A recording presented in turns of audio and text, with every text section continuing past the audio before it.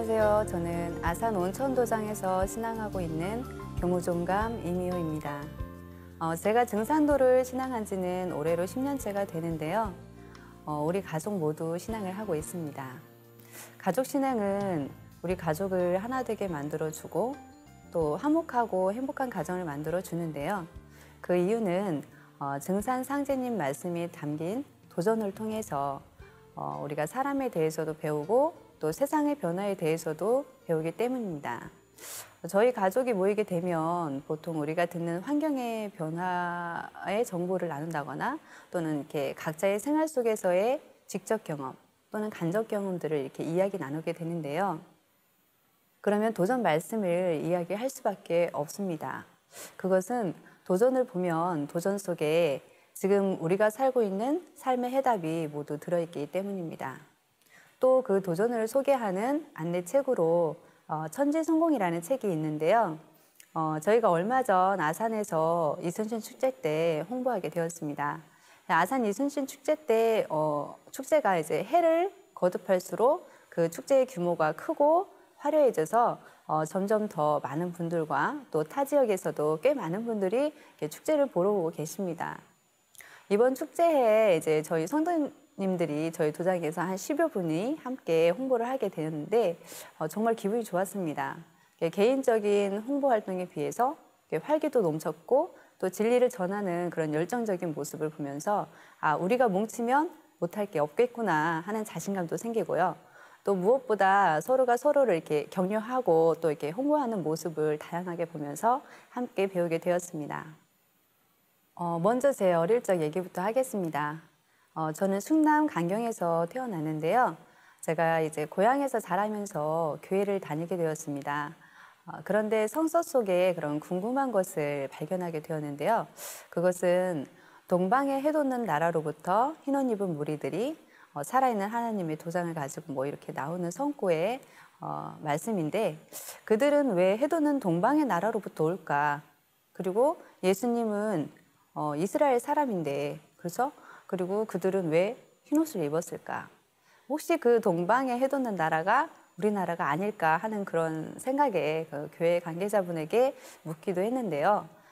정확한 답변이라든지 어떤 확신은 없었습니다.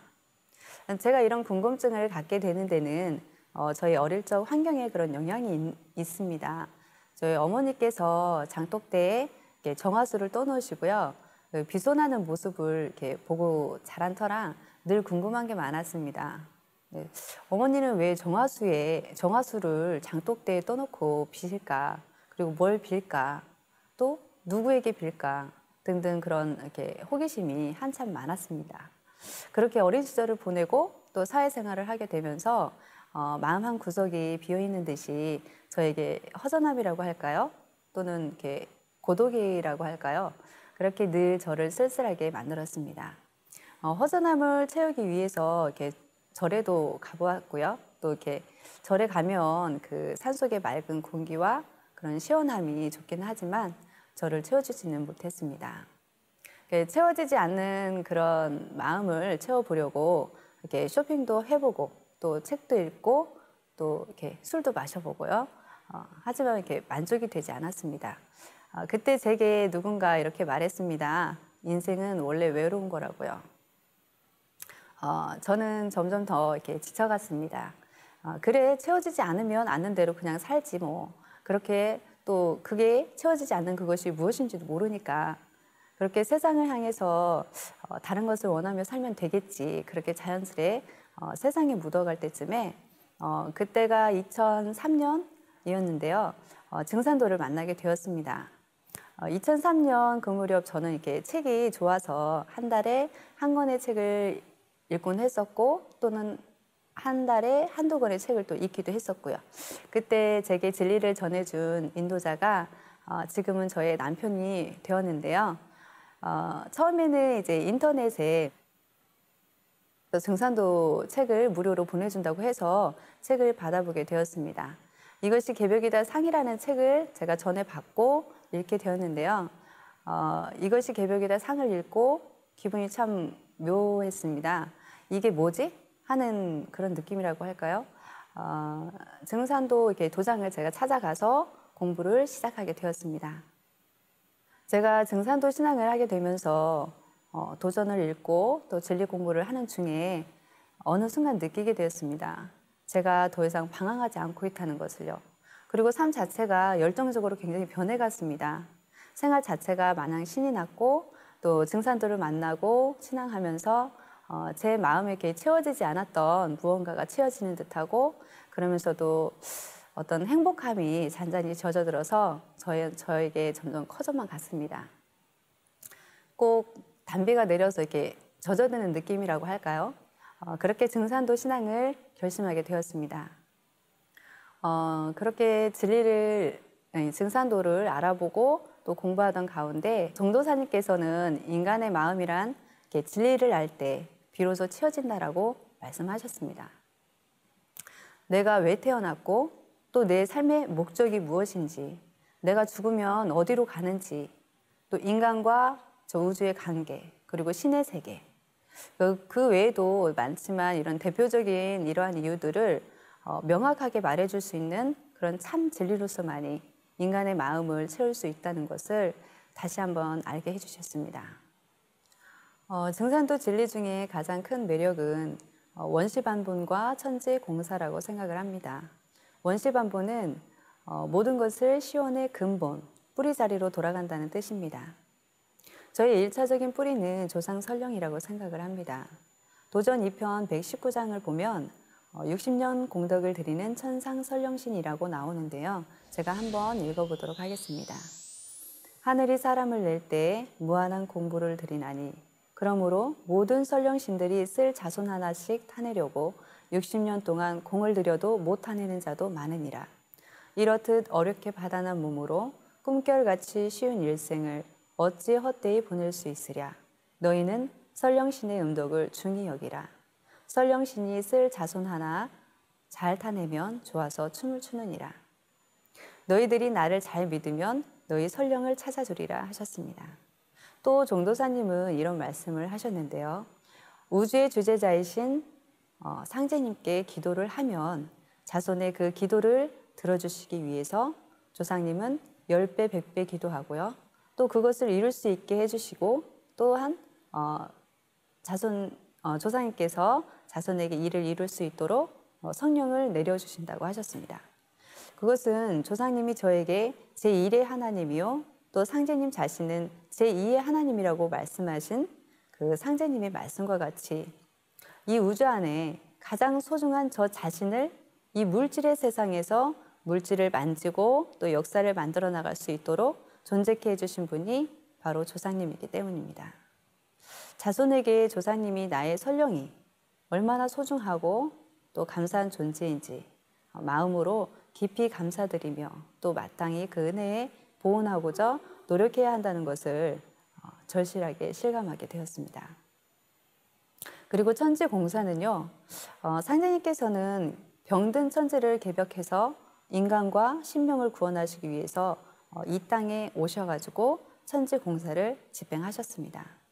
우주의 주제자이시며 통치자이신 상제님께서 저희들에게 들려주고자 했던 그 이야기와 또 천지공사를 통해 인류가 둥걸어가는 그런 틀을 짜놓으시고 또 그 틀대로 사진이 인하되듯이 이 세상에 지금 진행되어지고 있습니다. 때문에 인간이라면 누구도 증산도의 진리를 알아야만 한다고 저는 생각하고 있습니다. 제가 수행을 좋아하는데요. 매일같이 꾸준히 수행을 하게 되는 이유는 마치 제가 어린아이가 되어서 엄마 품에 안겨가지고 잠이 든 듯이 그런 아름다운 평화로움을 가져다 주기 때문입니다. 그래서 그런지 저는 수행을 매일 하는 편입니다. 태울주에 대해 증산 상제님께서는 이런 말씀을 해주셨는데요. 만사무기 태울주, 만병통치 태울주, 소원성치 태울주, 포덕천하 태울주, 그리고 광재창생 태울주, 만사여의 태울주, 무궁무궁 태울주, 태울주는 여의주, 여의주는 태울주니라. 또 태울주 주문은 몸과 마음을 안정케 하고 또 병을 치유하고 또 정신을 건강하게 하고 집중력을 높여줍니다. 사실 제가 몸이 많이 안 좋아서 웬만한 가정병은 다 달고 있었습니다. 자극성 장증후군 그리고 경부에 혹이 나가지고 인위적인 시술을 필요로 했는데요. 문제는 제가 모르고 있어서 오래되었으면 종양이 될 수도 있었다고 합니다. 돌아다니면서 늘 이렇게 태울줄을 제가 읽는데 그날도 여전히 태울줄을 읽다가 갑작스러운 이렇게 복통으로 이렇게 몸을 움직일 수 없을 정도였습니다. 이마에서는 막 이렇게 식은땀이 흐르고 또 이렇게 다리를 들어 올리지도 이렇게 앉지도 서지도 못하는 그런 상태였는데요. 가족과 저희 지인들은 맹장이 터진 것 같다면서 병원에 가자고 하지만 저는 직감적으로 이렇게 자궁 쪽에 문제가 있다는 것을 알았습니다. 그렇게 산부인과를 가게 되었고 또 의사 선생님은 자궁 경부에 난 혹이 이렇게 쉽게 터지는 게 아니라면서 이야기해 주셨습니다.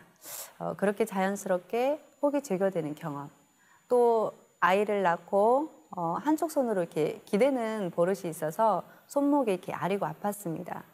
비가 오면 이렇게 젊은 나이임에도 불구하고 이렇게 손이 저리고 이렇게 시려왔는데 지금은 멀쩡하고요. 또 제가 이제 소민인지라 항상 이렇게 위가 좋지 않아서 이렇게 트림을 자주 하고 또 소화가 되지 않아가지고 자주 체하는 편인데 그런 모든 것들이 이렇게 수행을 통해서 나았습니다.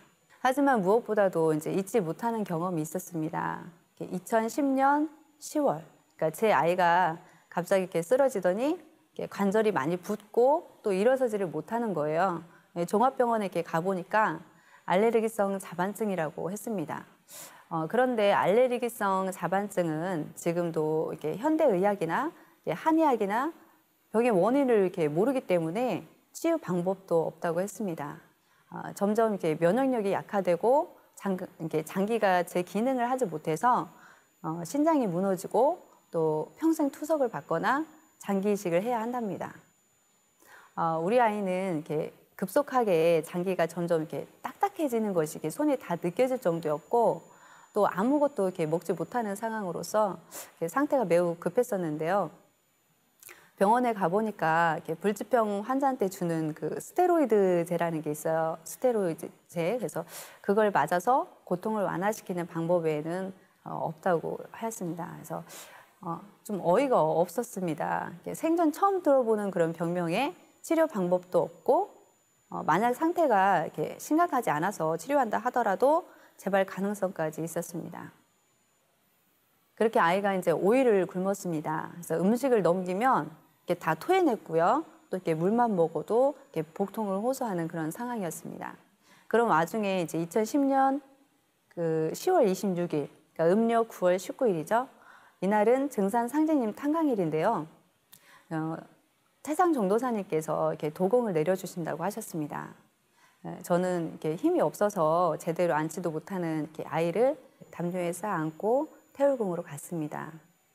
아이와 함께 이제 도공을 하는데 힘이 없는 아이는 이렇게 도공을 시작하자마자 옆으로 이렇게 휙 이렇게 쓰러졌습니다. 그래서 아이는 눈을 이렇게 지그시 뜨더니 저한테 말하기를 엄마 나한테 도공을 해달라고 이렇게 해서 아이를 이렇게 무릎에 앉혀놓고 그리고 도공을 했습니다.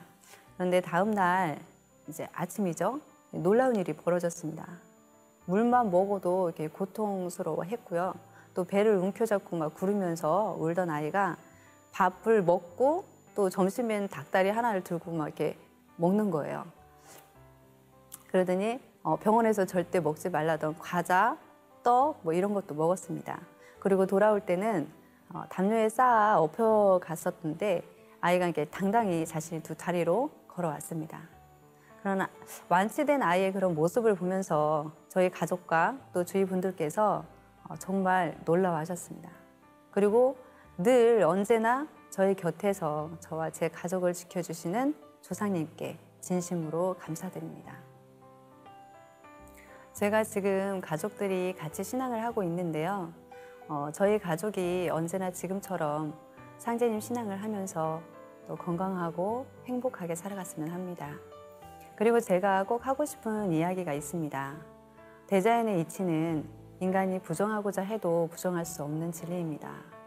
지금은 우주의 여름에서 가을로 넘어가는 하추 교육기입니다. 우주의 환절기라는 거죠. 제가 아는 모든 분들이 우주 1년에 딱 한 번 있는 이번 개벽기에 상제님 신앙을 통해서 후천의 진정한 성공과 또 행복을 누리시길 기도드립니다. 감사합니다.